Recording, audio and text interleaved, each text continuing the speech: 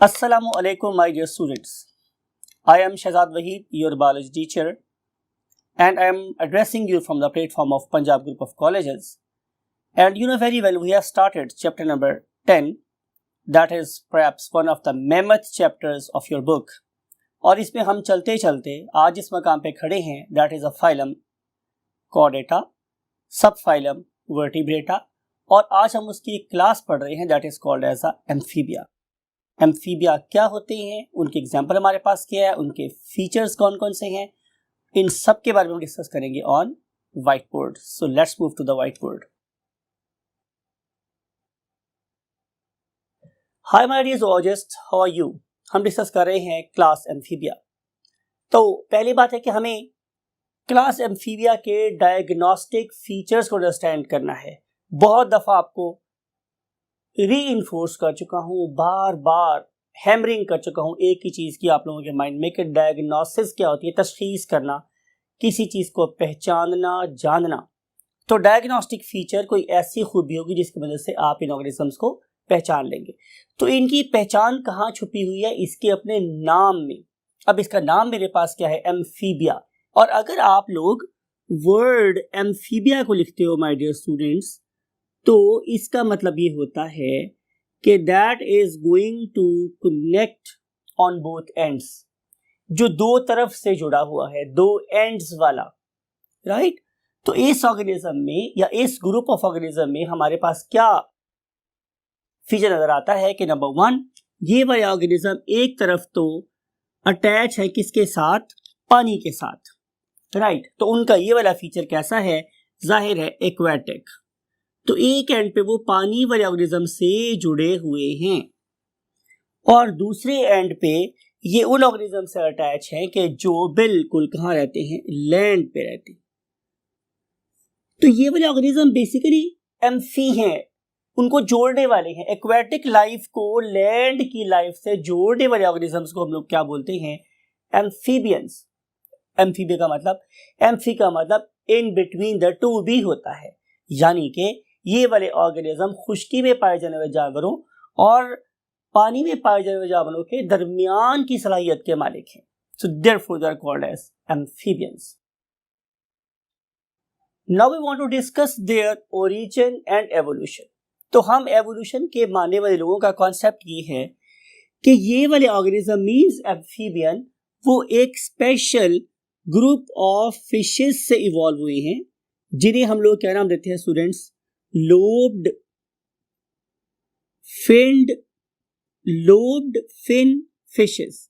यानी कि ये ऐसे ग्रुप ऑफ फिशेस से इवॉल्व हुए जिनके फिन्स के अंदर लोब्स प्रेजेंट थे, राइट. और अगली बात कि इनके अंदर नंबर ऑफ फिन्स कितने थे, 4. तो नंबर ऑफ फिन्स क्या थे, 4.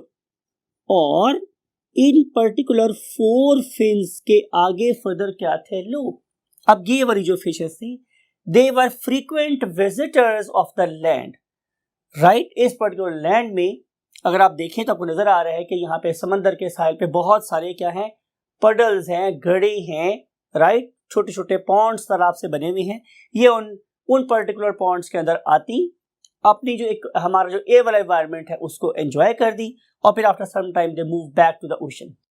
फिर इन्हें आहिस्ता आहिस्ता हुआ क्या कि ये वाला माहौल पसंद आना शुरू हो गया और इन्होंने एक पडल से दूसरी पडल में चल के जाना शुरू कर दिया. तो हम इसी चीज को बेस बना के हम ये कह रहे हैं कि ये वाली fishes they laid the foundation of the life that can survive not only on the land but also in the water. Plus एक बात आपने और भी बहुत गौर से अपने माइंड में रखनी है, बहुत ध्यान से सुननी है, वो ये कि इन ऑर्गेनिज्म के अंदर एक फीचर और भी था कि इनके पास 4 फिन्स थे और इन वाले 4 फिन्स ने उन पर्टिकुलर ऑर्गेनिजम्स को प्रोड्यूस किया जिन्हें आज हम लोग टेट्रापॉड्स कहते हैं. तो हम ये कह सकते हैं कि ये 4 लोब्ड फिन फिश आजकल के 4 पांव वाले मीन टेट्रापॉडल ऑर्गेनिजम्स के क्या हैं, एंसेस्टर्स हैं, जद्दे अमजद हैं, आबाओ अजदाद हैं. और इन पर्टिकुलर फिशेस का ग्रुप जिस यू कैन से क्लास से है उसे हम नाम देते हैं डिप्नॉय.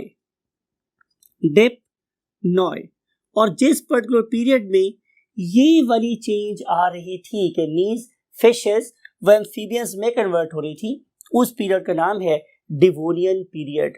तो ये 3 बातें आपने अपने माइंड में हमेशा रखनी है ताकि आप लोगों को शायद वो नंबर मिल जाए जो मेडिकल कॉलेज में ले जाए। नंबर 1 पीरियड का नाम डिवोनियन पीरियड। नंबर 2 किस ग्रुप से है, that is called as the Dipnoi. आप डिप्नॉय को कैसे पहचानते हैं कि उनके पास 4 लिम्स हैं और चारों के चारों लिम्स के अंदर लोब्स मौजूद है। तो ये चारों बातें very very important for Lahore board of intermediate secondary education. अब अगर हमारा मानना यह है कि ये एम्फीबियंस हैं और ये एम्फीबियंस बेसिकली एक्वेटिक और टेरेस्ट्रियल एनवायरनमेंट को जोड़ने वाले हैं, तो हम उसकी रिप्रेजेंटेशन, उसका इजहार इस एक लाइन से भी कर सकते हैं। कैसे कि ये लाइन 2 डिफरेंट चीज़ों को जोड़ रही है।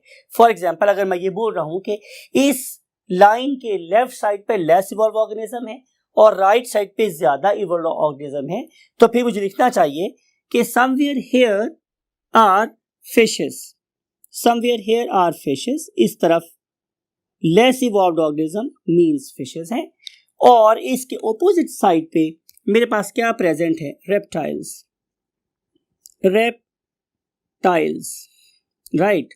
You know reptiles are crawling organisms, something like snake and turtles and tortoises etc. अगर एक एंड पे फिशेस हैं और दूसरे एंड पे रेप्टाइल्स हैं, तो एम्फीबियंस कहाँ होंगे, they will lie somewhere here। इस पर्टिकुलर पॉइंट पे यहाँ कहीं आप लोगों को जो ग्रुप नजर आएगा, that is none other than amphibians। और हम इस एग्जाम्पल्स आपसे डिस्कस करेंगे कि हमारे पास एटलीस्ट इसकी 4 एग्जाम्पल्स हैं। One of them is frog, other one is toad, other one is newt, other one is salamander. इनको हम फर्दर डिटेल में बाद में डिस्कस करेंगे। इवॉल्व होते गए फिशेस से एम्फीबियंस, और इन्होंने अपनी जर्नी में कुछ फीचर्स ऐसे रखे जो कैसे थे टेरेस्ट्रियल या गेन किए, लेकिन कुछ फीचर ऐसे भी अभी तक उनके पास प्रेजेंट है कि जो उनके एक्वेटिक ओरिजिन को रिप्रेजेंट कर रहे हैं। उन फीचर को मैं बोलता हूं एक्वेटिक फीचर्स, और जो जमीन के उन्हें मैं बोलता हूं terrestrial features. So let's see कि इनके कौन कौन से फीचर उनके फिशेस की याद दिलाते हैं और कौन कौन से फीचर ये बता रहे हैं कि yes they can give rise to the reptiles. तो पहली बात, टेरेस्ट्रियल फीचर क्या है, these organism they have got the tetrapods. अब मैं जब वर्ड यूज करता हूं टेट्रापॉड, तो इसका मतलब ये है कि उनके पास 4 पांव हैं। टेट्रापॉड्स का मतलब है they have got 4 feet, sorry they have got 4 feet not feets. और ये जो इसके पास 4 पांव हैं, ये डेफिनेटली इसलिए है कि they can lift their body from the ground and then they can move efficiently. इसके बाद दूसरी बात कि इन पर्टिकुलर ऑर्गेनिजम्स ने अपने गिल्स को लॉस कर दिया, और गिल्स को लॉस करके इन्होंने 2 नहीं 3 चीजों से सांस लेना शुरू कर दिया। वो 3 चीजें क्या थी, नंबर 1 वॉज बकल कैविटी। तो आपको पता है कि any respiration that is taking place with the help of buccal cavity is called as buccal respiration. और फिर इन्होंने अपनी स्किन को भी इस्तेमाल किया for the purpose of what, respiration. And you know very well कि एक ऐसी रेस्पिरेशन जिसमें हमारी स्किन इन्वॉल्व होती है, that is called as cutaneous respiration. आप लोगों की दोबारा लिख देता हूं मैं, और वैसे आप लोगों ने इसे एक मरतबा फिर चैप्टर नंबर 13 में तो पढ़ना ही है। So skin is basically cutaneous respiration. और अगर हम इसकी थर्ड किस्म की बात करें तो they do have although very primitive type but they have lungs.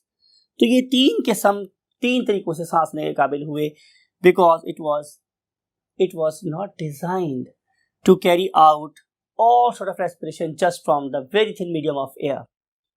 अगर हम इनकी रेस्पिरेशन की बात करेंगे तो ये वाले organism they are carrying out the process of respiration through gills as well, at least at their larval stage.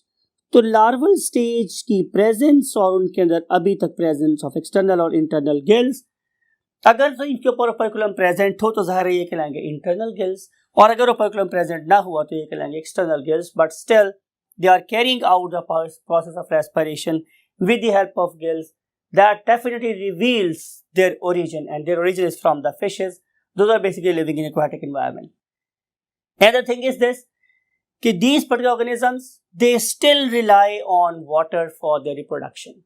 यानी कि एक ट्रू टेरेस्ट्रियल ऑर्गेनिज्म नहीं है ये. अगर ये ट्रू टेरेस्ट्रियल ऑर्गेनिज्म होता तो इसकी रिप्रोडक्शन भी वाटर इंडिपेंडेंट होती, लेकिन ये ट्रू टेरेस्ट्रियल ऑर्गेनिज्म नहीं है because they still depend upon water. They still depend upon water for the purpose of what?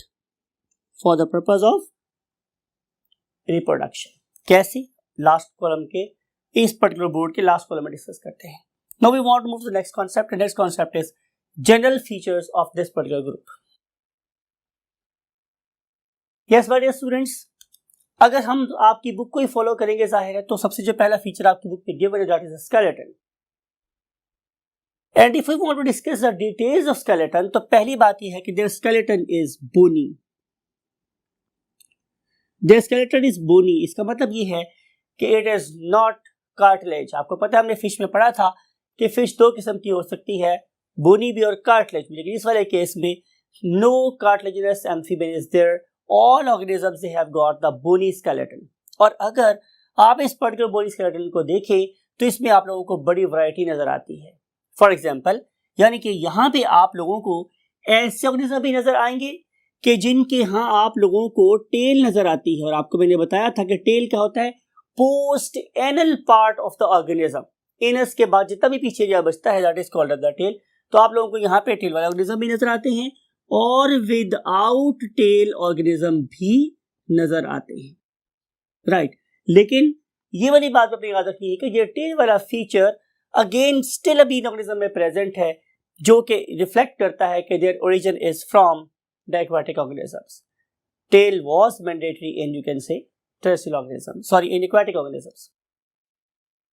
Last but not the least, इसी पर्टिकुलर स्केलेटन के अंदर से हम लोगों को ओरिजिन या रूट नजर आती हैं किसकी? टेट्रापॉड्स की. यहां से हमें ऐसी यू कैन से बेसिस नजर आ रही हैं कि जहां से क्या बना? Appendicular skeleton. और फिर उस पर्टिकुलर अपेंडिकुलर स्केलेटन से क्या डेवलप हो गए? लिम्स. तो इस लिहाज से their skeleton is really a marvel of the god, जहां पे हमें दोनों किस्म के फीचर नजर आ रहे हैं, एक्वाटिक भी और terrestrial. Now we want to move to the next feature that is called as the limbs. तो लिम्स के बारे में भी आपने क्या बात याद रखनी है? Number 1, they are tetrapods. ये बेसिकली टेट्रापॉड्स है, राइट. लेकिन सबसे अहम बात जो आप लोगों की बुक में मेंशन है और आपने हमेशा अपने माइंड में रखनी है वो ये कि इसी पर्टिकुलर ग्रुप में एक ऐसा ग्रुप भी प्रेजेंट है कि those are called as limbless amphibians. जब मैं बात करता हूं लिम्बलेस एम्फीबियंस तो इसका मतलब ये है कि इनकी बाजू टांगे हैं ही नहीं. तो जब इनकी बाजू टांगे नहीं है तो फिर इनकी बॉडी डेफिनेटली कैसी होगी? सिलेंड्रिकल. और वो अपनी बॉडी की फ्लेक्शन एक्सटेंशन से ही डेफिनेटली क्रॉल करते होंगे या मूव करते होंगे ईदर इन वाटर और on the face of earth. In particular amphibians को कि जिनके पास लेग्स नहीं हैं उन्हें हम नाम देते हैं caecilians, right. And now we want to move to the next concept. Definitely we are following your book में जो नेक्स्ट कॉन्सेप्ट है that is regarding the skin. आप लोगों ने पाइसेस में एक फीचर पढ़ा था, वो क्या कि पाइसेस के ऊपर हमेशा स्केल्स प्रेजेंट होते हैं. भाई क्यों ना हो? That very group is basically living under the immense pressure of water that is capable of you can से gaining oxygen from the surrounding. लेकिन ये तो ऑर्गेनिज्म ऐसे हैं जिन्होंने एक डेंसर मीडियम को छोड़ के एक लाइटर मीडियम में आना है. तो जब वो डेंसर मीडियम को छोड़ के लाइटर मीडियम में आएंगे तो they should be able to absorb oxygen directly from the air as well, because ये तो एवोल्यूशन के प्रोसेस में गुजरने वाले ऑर्गेनिजम्स हैं, राइट. इन ऑर्गेनिज्म के पास अभी इतने अच्छे लंग्स नहीं है, तो नेचर ने उनको कैसे सपोर्ट किया कि उनके स्किन के ऊपर से स्केल्स को उतार दिया. तो हम पहला फीचर लिख रहे हैं कि स्केल्स आर एब्सेंट. ये बड़ी इंपॉर्टेंट बात है कि इनके स्केल बिल्कुल एब्सेंट हो गए हैं. और इस एब्सेंट स्केल का एडवांटेज क्या हुआ कि अब इन स्केल्स की एब्सेंस में these organisms they can give rise to enormous activity of the gland. जरा जो ग्लैंड यहाँ पे इन्वॉल्व हैं हम उन्हें क्या नाम देते हैं? Definitely mucus glands. और आपको पता है कि कोई भी सरफेस जो रेस्पिरेशन के प्रोसेस को करना चाह रही है, इट शुड बी मॉइस्ट, और उस पर्टिकुलर मॉइस्चर का सोर्स क्या है? This particular mucus gland, right. अगली बात जो आप लोगों की बुक में गिवन है वो है इसके कलर्स। आपको ये बड़ी बात याद रखनी चाहिए कि हमारे पास फ्रॉग्स की या सैलामेंडर्स की या न्यूट्स की दो टाइप्स हो सकती हैं। उनमें से पहली टाइप मेरे को पास कौन सी है? That is non poisonous. लेकिन look at these four, you can say images, in four images में आपको जितने ऑर्गेनिज्म नजर आ रहे हैं they are bright in colour. और जब भी आप लोगों को ऑर्गेनिजम्स ब्राइटली कलर्ड नजर आ रहे हैं तो इसका मतलब मेरे पास ये है कि they have got very specific cells and these particular cells are called as what? Chromatophores. Chroma का मतलब होता है कलर, एंड मेटोफोर्स का फोर्स का मतलब हो गया मेरे पास cells, bunch of cells that have got some colors that can impart some color to the organisms, they are called as chromatophores। लेकिन आपने मेरे इस शेर को हमेशा मन में रखना है कि हसीन सांप के नक्शो निगार खूब सही, निगाह जहर पे रख हुसन पे ना जा। तो ये जो क्रोमेटोफोर्स हैं ये सिर्फ और सिर्फ उससे खूबसूरती ही दान नहीं कर रहे, असाइन कर रहे, बल्कि ये उन पर्टिकुलर ऑर्गेनिजम्स को बहुत ज्यादा पॉइजनस भी बना रहे हैं, ठीक है। तो इस पर्टिकुलर पॉइजनस ऑर्गेनिज्म का जो एडवांटेज ये है कि ऑर्गेनिज्म इसे अटैक नहीं करते, इसके कलर से डर जाते हैं। लेकिन बहुत से ग्रुप हमारी दुनिया में ऐसे भी हैं जो इनके इसी फीचर्स को मिमिक करते हैं और कॉपी करते हैं, लेकिन वो पॉइजनस नहीं होते। लेकिन आपको जो बात इंपॉर्टेंट बतानी है वो यही है कि पॉइजन इंडिकेट होता है मोस्ट ऑफ द टाइम के जहां पे ब्राइट कलर्स एसोसिएट होते हैं, right. So next move to the next thing and that is called as respiration. जैसा डिस्कस किया मैंने आप लोगों के साथ कि रेस्पिरेशन तीन तरीके से हो सकती है इस ग्रुप में। उनमें से एक का नाम मेरे पास क्या था? जाहिर है buccal respiration. Other one was cutaneous respiration that definitely involve the skin, and last but not the least is basically pulmonary respiration that is taking place by means of lungs। सो ये तीन तरीकों से सांस ले सकते हैं बिकॉज कि they are in the journey of evolution. तो नेचर ने इनके गिल्स के लॉस को इन तीन ऑर्गन्स के थ्रू ऑक्सीजन सप्लाई करके क्या कराया? कॉम्पनसेट करवाया। Let's move to the next concept.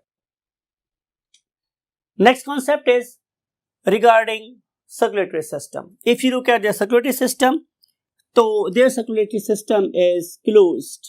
ये closed है तो जाहिर है इसके पास क्या होंगे? ब्लड वेसल्स होंगी एंड हार्ट होगा। अगर हम इसके हार्ट की बात करें हैं तो this very heart is basically 3 chambered. Whenever I use the term 3 chambered, इसका मतलब ये है कि इसके पास 2 एट्रिया हैं और इसके पास एक वेंट्रिकल है।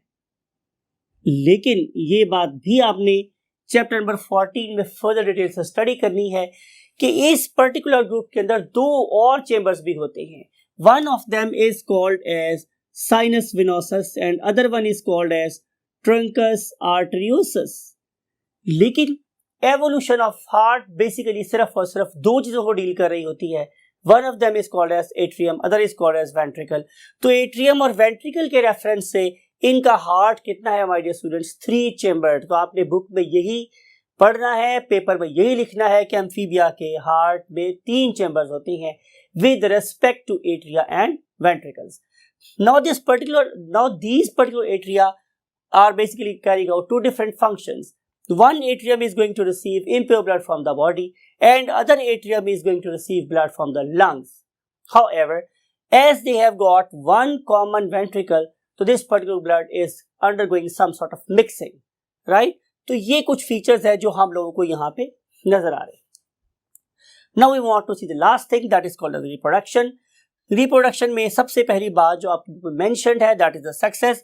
तो इनके जो सेक्सेस है दे आर सेपरेट, यानी कि मेल जो एम्फीबियन है वो अलग है और जो फीमेल एम्फीबियन है जाहिर है वो अलग, यानी कि male frog and female frog are 2 distinct organisms. जैसे हमारे यहाँ मर्द और औरत और डिफरेंट चीजें हैं, ऐसे ही यहाँ पे मेल फ्रॉग और फीमेल फ्रॉग भी डिफरेंट है, बट जैसे कि आप देख के पहचान लेते हैं कि ये एक लड़का है या लड़की है या मर्द है या औरत है, ये वाला काम हम यहाँ पे नहीं कर सकते। हाँ, स्पेशलिस्ट कर सकते हैं, मैं कॉमन आदमी की बात कर रहा हूँ।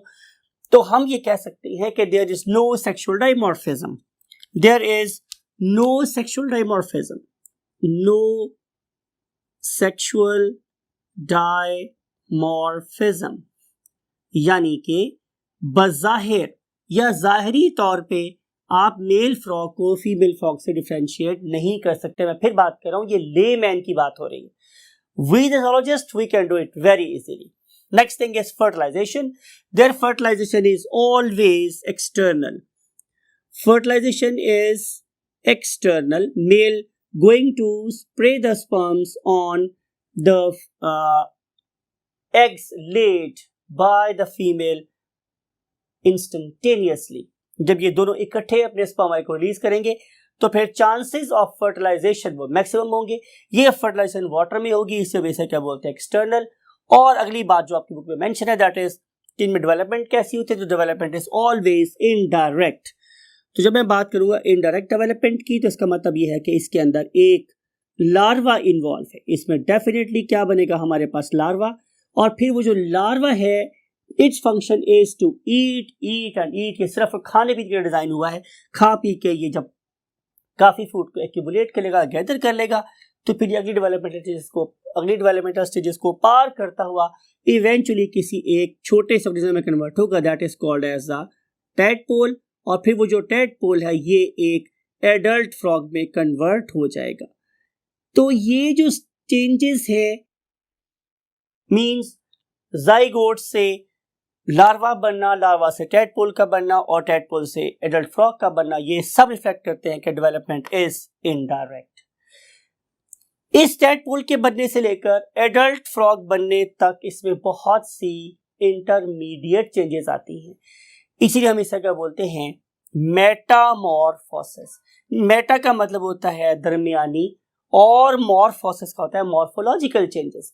तो इनके अंदर जो इंटरमीडिएट चेंजेस आ रही हैं उन्हें हम क्या बोलेंगे, मेटामॉर्फोसिस। तो ये वर्ड का आंसर को मिल गया कि basically what are the meanings of metamorphosis. Meta का मतलब दरमियानी, मॉर्फोसिस मॉर्फोलॉजिकल चेंजेस।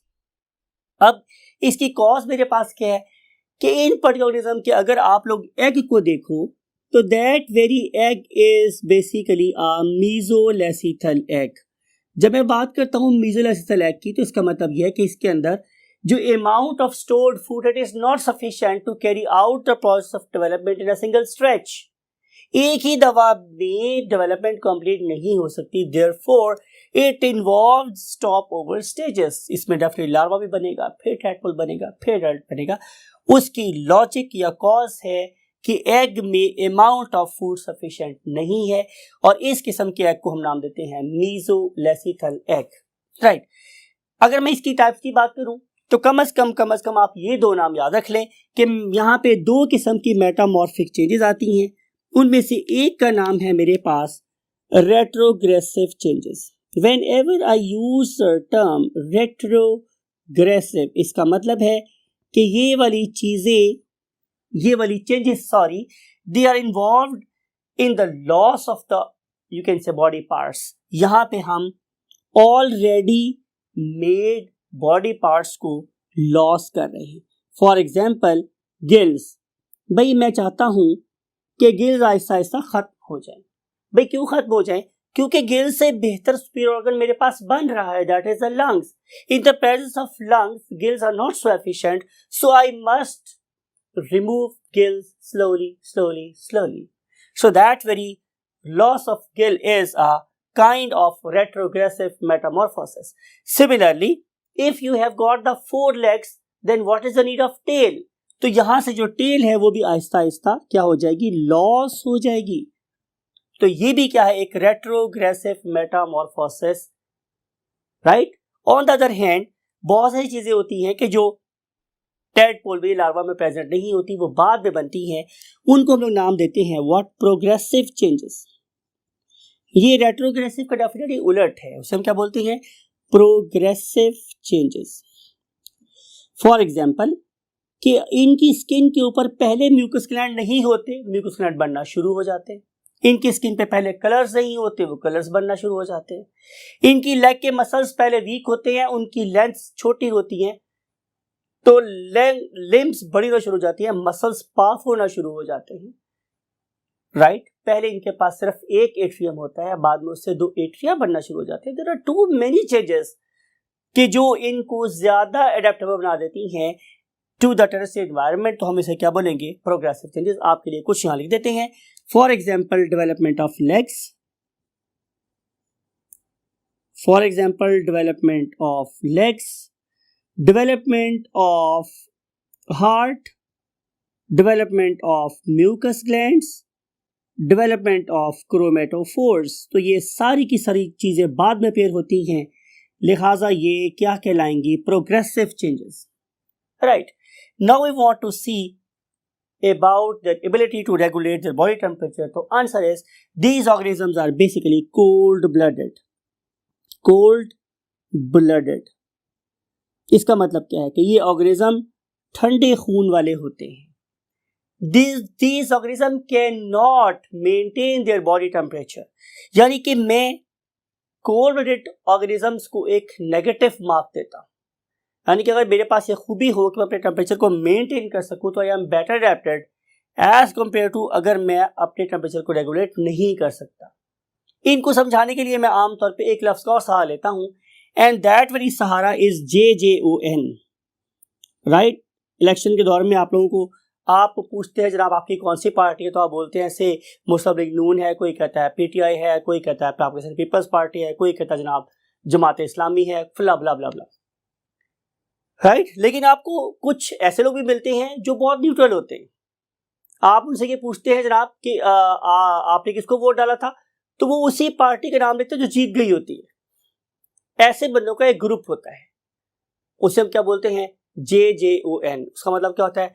जेड़ा जिते उदे नाल, राइट।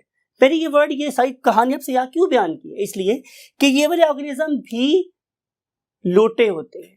अगर इनकी सराउंडिंग का टेम्परेचर ज्यादा है तो ये इनका टेम्परेचर ज्यादा हो जाएगा, अगर इनकी सराउंडिंग का टेम्परेचर कम है तो इनका बॉडी का टेम्परेचर भी कम हो जाएगा, because they can not maintain the body temperature, right. They normally regulate their temperature as per temperature of the surroundings. That's why they are going to face a problem, and that very problem is called as estivation, and other is called as hibernation, right? तो ये दोनों की दोनों problems इनके life के एक बहुत बड़े टाइम को इनएक्टिव कर देती है।